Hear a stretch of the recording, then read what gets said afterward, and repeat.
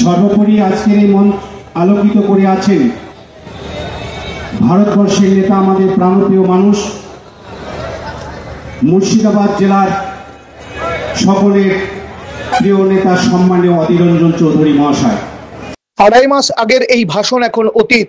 পূর্ব নির্ধারিত কর্মসূচি মেনে মঙ্গলবার তৃণমূলে যোগ দিলেন নওদার মোশাররফ হোসেন মণ্ডল ওরফে মধু। এদিন তৃণমূলের বহরমপুর সংগঠনের জেলা সভাপতি অপূর্ব সরকার ওরফে ডেভিডের সঙ্গে মধুর দলবদলের মঞ্চে উপস্থিত ছিলেন নওদার বিধায়ক শাহিনা মমতাজ, ভরতপুরের বিধায়ক হুমায়ুন কবির, হরিহরপাড়ার বিধায়ক নিয়ামত শেখ সহ অন্যরা। তবে মধুর ঘর ওয়াপসি মেনে নিতে পারেননি নওদার বুথ স্তরের কর্মীদের একাংশ। তৃণমূলে ফেরার পর রাজনীতির মাঠে মধুকে এখন হাওয়া মোরগ বলেও কটাক্ষ করছেন কেউ কেউ।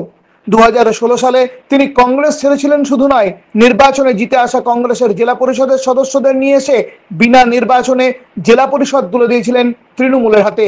সেই মধুর তৃণমূলে মেয়াদ ছিল 5 বছর।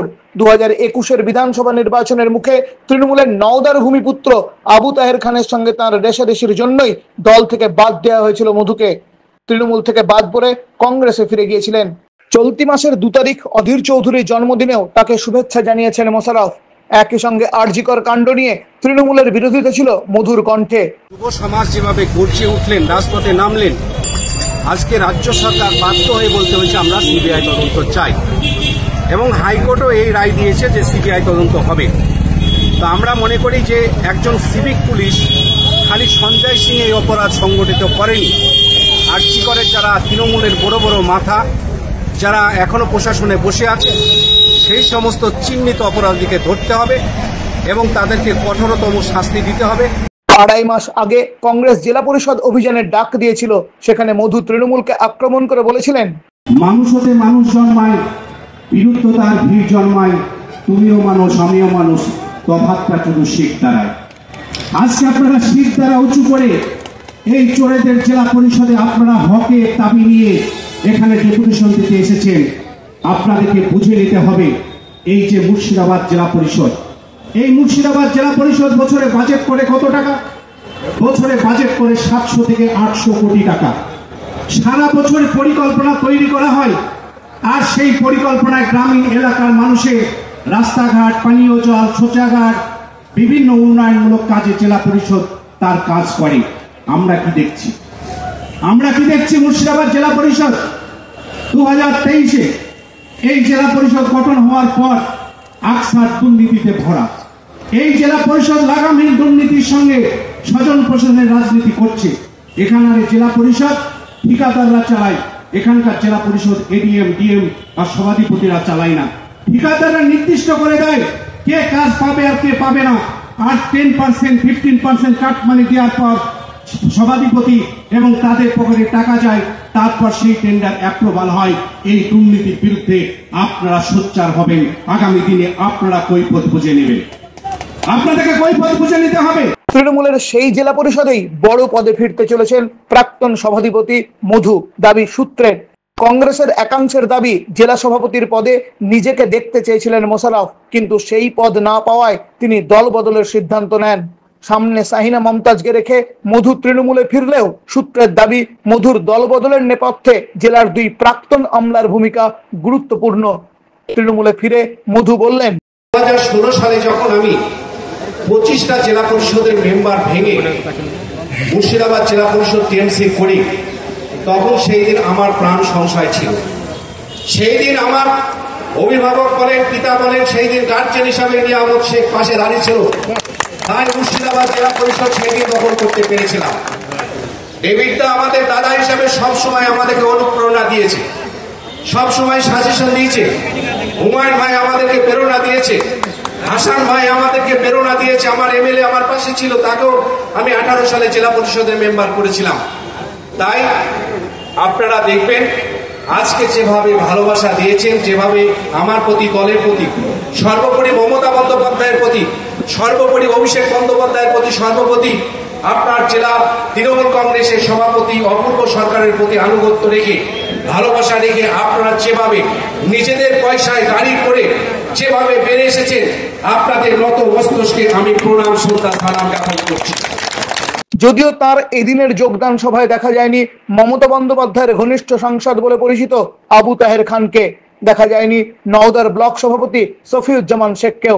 মধুর দলত্যাগ প্রসঙ্গে বুথ স্তরের কর্মীদের মতামতকেও গুরুত্ব দেওয়া হয়নি বলে মত তৃণমূলের একাংশের। তবে কি নওদায় তৃণমূল যে তিমিরে ছিল সেই তিমিরেই থেকে গেল? তৃণমূলের বহরমপুর সংগঠনের সভাপতি অপূর্ব সরকার বলেন, আপনার সাথে মতানৈক্য থাকতেই পারে, মতবিরোধ কারোর সাথে নাই, কারণ আমাদের সবার নেত্রী মমতা বন্দ্যোপাধ্যায়, অভিষেক বন্দ্যোপাধ্যায়। নির্বাচন আসবে, নিশ্চিত দেখতে পাবেন সবাই কাঁধে কাঁধ মিলিয়ে একসাথে আমরা মুর্শিদাবাদের মানুষ লড়ছি। আমরা মুর্শিদাবাদের মানুষ লড়বো নির্বাচনে, কোথাও কোনো অসুবিধা হবে না, নিশ্চিত থাকুন। সামান্য ভুল বুঝাবুঝি থাকতে পারে, ভাই বোনের ঝগড়া হয়, দাদা ভাইয়ের ঝগড়া হয়, আবার ঠিক হবে। দলীয় শৃঙ্খলাকে মান্যতা দিয়ে সকলকেই চলতে হবে, এটা আমাদের মূল বক্তব্য। এই যোগদান সভাতেই ব্লক থেকে আসা কিছুজন তৃণমূল কর্মী, তাদের বক্তব্য হচ্ছে যে কখনো জেলার নেতৃত্ব তারা আমাদের বুথ স্তরের নেতৃত্বের সঙ্গে কথা বলে না, কথা আলোচনা করে না, কাকে নেওয়া হবে বা কাকে নেওয়া হবে না, চাইলেই যোগদান করছে কিসের ভিত্তিতে, এই প্রশ্ন তারা তুলেছে। যারা যোগদান করবেন তারা এখানে জানান বা রাজ্যে জানান, জানানোর অনেক পদ্ধতি আছে, সেই পদ্ধতির মধ্য দিয়ে তারা জানান, খোঁজখবর নেন, এবং সেখানে কখনো বিধায়ক, কখনো সাংসদ, কখনো ব্লক সভাপতি, কখনো টাউন সভাপতি, কখনো শাখা সংগঠনের যারা নেতৃত্বরা আছে, সকলে মিলে তখন সিদ্ধান্ত নেয়। আর বুথ স্তরের যে কোনো কর্মী, আমি নিজে যে কোনো ফোন, টেলিফোন আমি নিজে ধরি বা ব্যাক করি। কারোর কোনো বক্তব্য থাকলে, নিশ্চয়ই কারোর কোনো বক্তব্য থাকতেই পারে, অবশ্যই থাকতে পারে, তাকে যুক্তি দিয়ে বোঝানোর আমাদের কাজ। আমরা যারা এখানে নেতৃত্ব দিচ্ছি, আমাদের কাজ হচ্ছে জোড়া লাগানো, সবার সাথে সবার জোড়া লাগানো। মমতা বন্দ্যোপাধ্যায়কে সামনে রেখে অভিষেক বন্দ্যোপাধ্যায়ের নেতৃত্বে এই বাংলার মানুষ, মুর্শিদাবাদের মানুষ আমাদের এক থাকতে হবে। ঘরের ঝগড়া ঘরে থাকে, আবার বিয়ে বাড়িতে যখন খেতে যায় শাশুড়ি বৌমা ছেলে সবাই মিলে একসাথে হাসতে হাসতে যায়। সূত্রের দাবি, মোশাররফের যোগদান মন থেকে মানতে চাননি বিধায়ক তথা জেলা সভাপতি অপূর্ব সরকার ওরফে ডেভিড। যোগদান মঞ্চে ঘুরিয়ে এদিন মধুকে স্মরণ করিয়ে দিয়েছেন দলের শৃঙ্খলতা সবার জন্য এক। মমতা বন্দ্যোপাধ্যায়ের উপর দিয়ে দলে কোনো নেতা বা নেত্রী নেই। এই প্রোগ্রাম খালি এই বহরমপুর মাটি অফিসের মধ্যে সীমাবদ্ধ থাকবে না। নিয়ামত সাহেব প্রোগ্রাম করবে হরিয়ারপাড়ায়, এক সপ্তাহের মধ্যে পুরো কংগ্রেস ফিনিশ হয়ে যাবে হরিয়ারপাড়ায়। এরপর ভাই হাসান বেলডাঙ্গায় প্রোগ্রাম করবে, এক মাসের মধ্যে ওখানেও কংগ্রেস ফিনিশ হয়ে যাবে। রেজিনগরে করবে, রবিউল আলম সাহেব সেখানেও কংগ্রেস ফিনিশ হবে। জলঙ্গিতে করবে রাজ্জাক ভাই।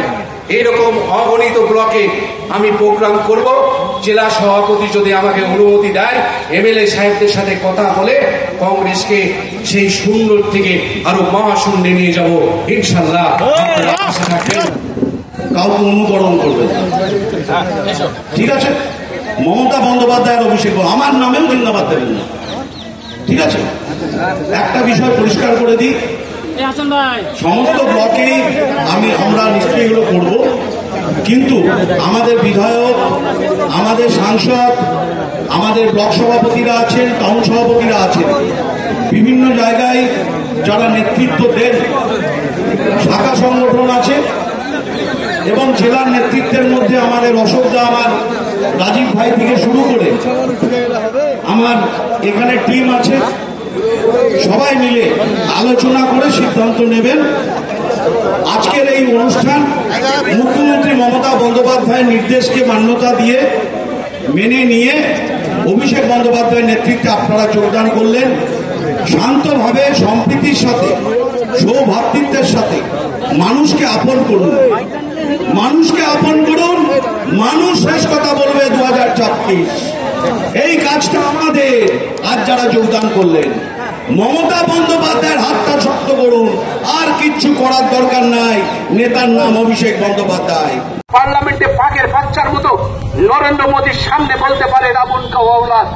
যখন কোন মুস্কান আজকে হিজাব নিয়ে যখন কর্ণাটকে যখন কলেজে ঢুকতে যায়, হিজাব পরে তাকে যখন কলেজে ঢুকতে দেয় না, জয় শ্রীরাম বলে স্লোগান দেওয়া হয়, পার্লামেন্টে তার হয়ে প্রতিবাদ করে একমাত্র অজিত চৌধুরী, সেই মানুষটাকে আমরা আজ মিস করব, সেই মানুষটাকে আজ মিস করব।